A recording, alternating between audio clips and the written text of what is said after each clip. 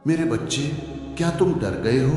क्या तुम्हें लग रहा है कि तुम्हारे जीवन की उलझनें इतनी बड़ी हो गई हैं कि अब कोई भी, यहां तक कि भगवान भी उन्हें सुलझा नहीं सकता? क्या तुमने ये मान लिया है कि अब मेरा कुछ नहीं हो सकता? रुको, ऐसा सोचने से पहले मेरी बात ध्यान से सुनो।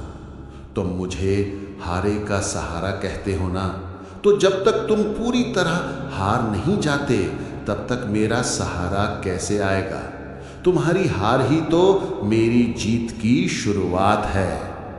आज मैं तुम्हें कोरे आश्वासन देने नहीं आया, आज मैं तुम्हें सबूत देने आया हूं।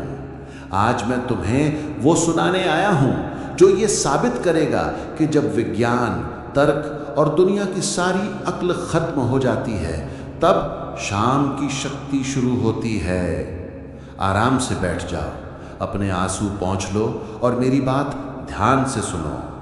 ये कहानी तुम्हें याद दिलाएगी कि मैं अपने भक्तों का हाथ कभी नहीं छोड़ता। एक बार मेरा एक भक्त था, नाम था राघव। राघव की हालत बिल्कुल वैसी ही थी जैसी शायद आज तुम्हारी है। व्यापार ठप हो गया था, सिर पर भारी कर्जा था। नौबत यहां तक आ गई थी कि घर में आटा खत्म था और बच्चों को खिलाने के लिए जेब में 1 रुपया नहीं था।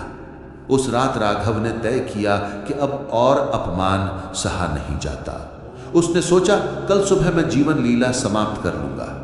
वो रात को अपनी खाटू श्याम जी की तस्वीर के सामने बैठा और बहुत रोया। उसने गुस्से में कहा, बाबा, लोग कहते हैं तुम लखदातार हो, आज तुम्हारे बच्चे भूखे सो रहे हैं और तुम देख रहे हो। अगर तुम सच में हो तो आज मुझे बताओ, वरना कल मैं नहीं रहूंगा। वो रोते रोते वहीं फर्श पर सो गया। रात के करीब 2 बजे उसके दरवाजे पर जोर से खटखट हुई। राघव घबराया, इतनी रात को कौन? कर्ज वाले आए होंगे। डरते डरते दरवाजा खोला। सामने एक साधारण सा दिखने वाला आदमी खड़ा था जिसके पास में राशन की 2 बड़ी बोरियां थीं। उस आदमी ने कहा, भैया, ये राशन आपने अपनी दुकान से मंगवाया था ना? मैं रास्ता भटक गया था, इसीलिए देर हो गई। राघव हैरान। उसने कहा, भैया, ना तो मेरे पास पैसे हैं और ना ही मैंने कुछ ऑर्डर किया, तुम गलत पते पर आए हो। उस आदमी ने मुस्कुराते हुए कहा, अरे नहीं, पता तो यही है और पेमेंट भी हो चुका है। सेठ जी ने भेजा है, जिनका नाम श्याम है। वो आदमी बोरियां रखकर चला गया। राघव जब तक उसे रोकने के लिए बाहर भागा, गली बिल्कुल सुनसान थी, दूर दूर तक कोई नहीं था। जब उसने बोरी खोली तो उसमें राशन के साथ एक लिफाफा था जिसमें उतने ही पैसे थे जितने का उसका कर्जा था। मेरे बच्चे, राघव समझ गया कि वो सेठ कोई और नहीं, मैं खुद था। अगर मैं राघव के लिए आ सकता हूं तो क्या तुम्हें लगता है मैं तुम्हें भूखा सोने दूंगा?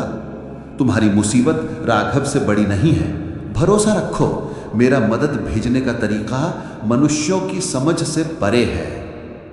कैसा लगा सुनकर? रोंगटे खड़े हुए ना? ये कोई कहानी नहीं, ये सत्य है। मैं भेष बदल कर आता हूं, कभी डॉक्टर बनकर, कभी वकील बनकर, तो कभी अनजान राहगीर बनकर।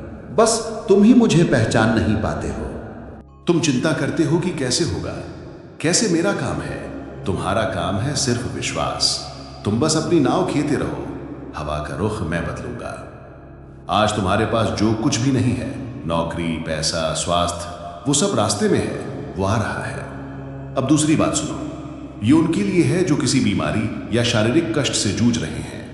एक मां थी जिसकी दुनिया उसका 8 साल का बेटा था। एक दिन भयानक एक्सीडेंट हुआ। डॉक्टर ने जवाब दे दिया, बच्चा कोमा में था। वेंटिलेटर की आवाज ही उस कमरे में गूंज रही थी। डॉक्टर ने मां से कहा कि हमारे हाथ में कुछ नहीं है, आप बस प्रार्थना कीजिए, शायद कोई चमत्कार हो जाए।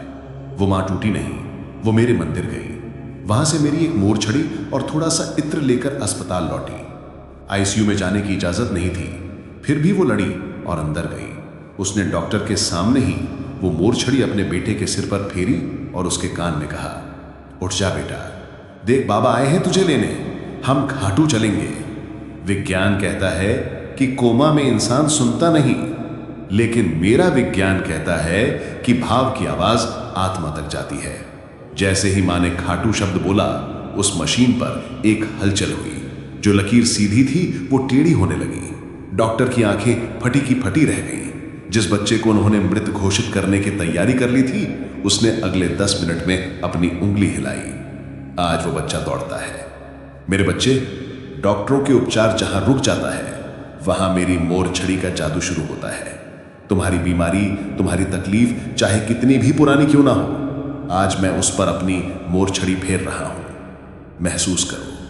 इन 2 कहानियों ने तुम्हें यह तो बता दिया कि मैं असंभव को नहीं मानता। अब बारी तुम्हारी है। तुम आज इस वीडियो को सुनने के बाद एक कोरे कागज पर अपनी वो समस्या लिखना जिसने तुम्हें घेर रखा है, और फिर उस कागज को मोड़कर अपने घर के मंदिर में मेरे चरणों के नीचे रख देना और कहना, बाबा, राघव की तरह, उस बच्चे की तरह अब मेरी बारी है। मैं वचन देता हूं, उस कागज की अर्जी मेरे दरबार में सीधे मंजूर होगी। अगली 11 तक तुम्हें इशारा मिल जाएगा। जाओ मेरे बच्चे, अपने आंसुओं को पोंछ लो। अब रोने का नहीं, चमत्कार देखने का समय है। तुम अकेले नहीं हो, मैं तुम्हारे साथ चल रहा हूं। अगर तुम्हें इस वादे पर भरोसा है तो कमेंट में लिखना, बाबा, मुझे विश्वास है मेरे साथ भी चमत्कार होगा। और इसे शेयर करना मत भूलना। क्या पता कोई राघव आज आत्महत्या करने जा रहा हो और तुम्हारी भेजी ये कहानी उसे बचा ले। जीते रहो, खुश रहो। जय श्री श्याम।